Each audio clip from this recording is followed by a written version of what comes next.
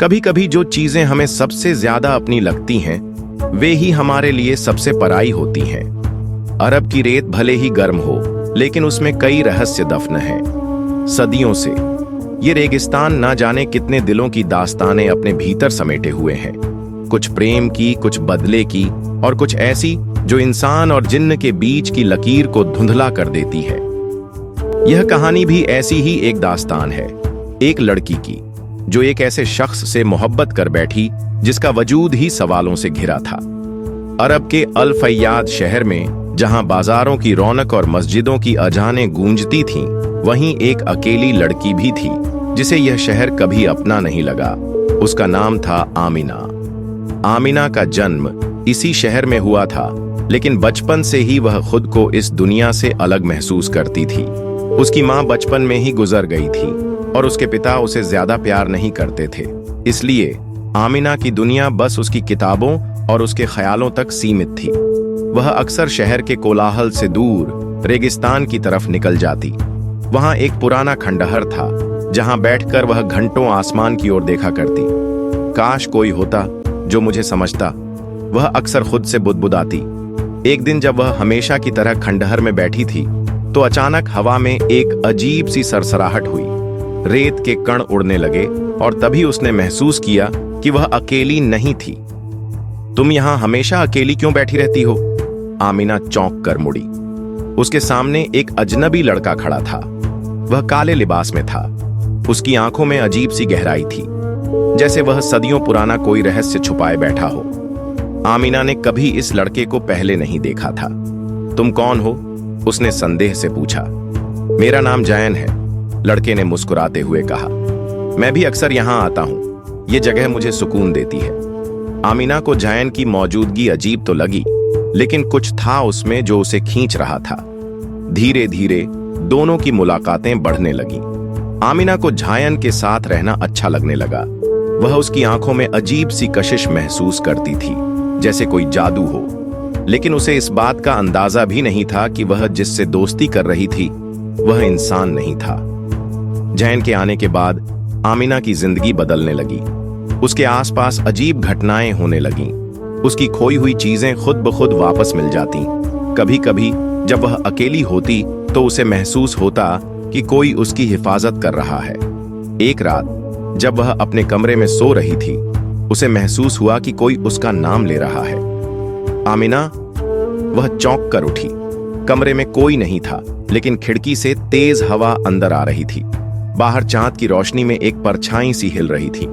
वह डरकर दरवाजे की तरफ बढ़ी, लेकिन तभी उसे अपनी पीठ के पीछे किसी की मौजूदगी महसूस हुई। वह घबरा कर मुड़ी, लेकिन वहां कोई नहीं था।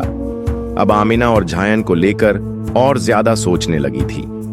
तुम्हारे बारे में कोई नहीं जानता जायन, ना इस शहर में ना ही किसी और जगह पर। आखिर तुम हो कौन?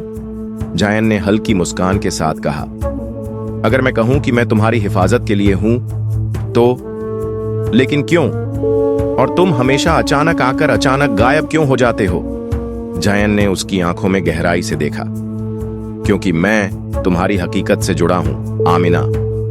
अब आमिना और भी ज्यादा उलझ गई थी, लेकिन उसे जल्द ही यह समझ आने वाला था कि जिसे वह एक आम लड़का समझ रही थी, वह दरअसल एक जिन्न था। आमिना की बेचैनी बढ़ती जा रही थी।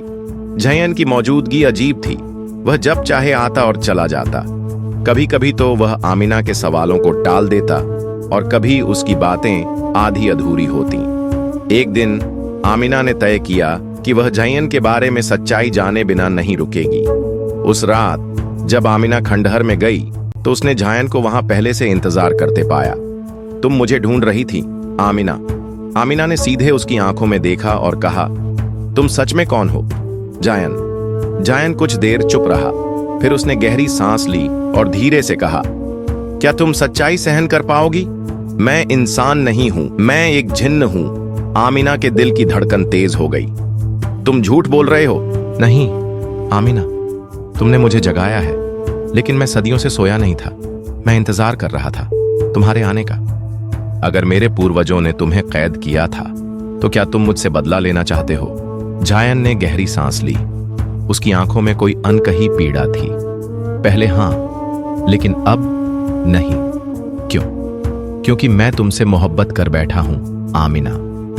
आमिना का दिल तेजी से धड़कने लगा। यह सच था कि जायन की मौजूदगी में उसे हमेशा सुकून मिलता था, लेकिन क्या वह एक जिन्न से प्यार कर सकती थी? अगर तुम मुझसे मोहब्बत करते हो तो फिर अब क्या होगा? जायन ने चुपचाप आसमान की तरफ देखा और कहा, मेरे पास दो ही रास्ते हैं, या तो मैं हमेशा के लिए इस दुनिया को छोड़ दूं या फिर मैं इंसान बन जाऊं। आमिना चौंक गई।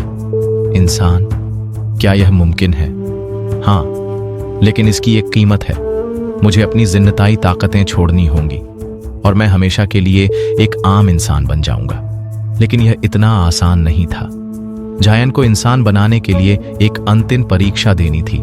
उसे उस खंडहर में मौजूद एक जादुई दर्पण के सामने खड़ा होना था। यह वही दर्पण था जिसने उसे सदियों से कैद रखा था।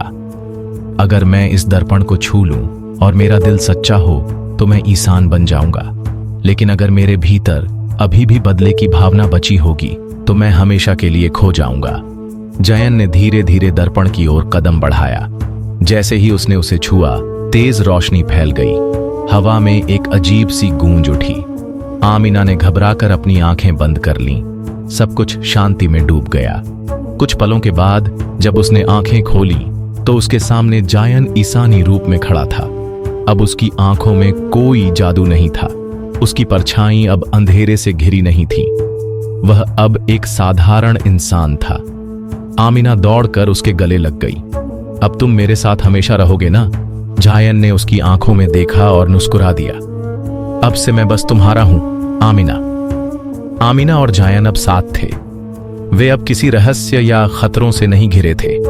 कहते हैं, जब एक जिन्न अपनी शक्ति छोड़कर इंसान बनता है तो वह हमेशा के लिए एक नई जिंदगी शुरू कर सकता है। जायन और आमिना ने भी वही किया।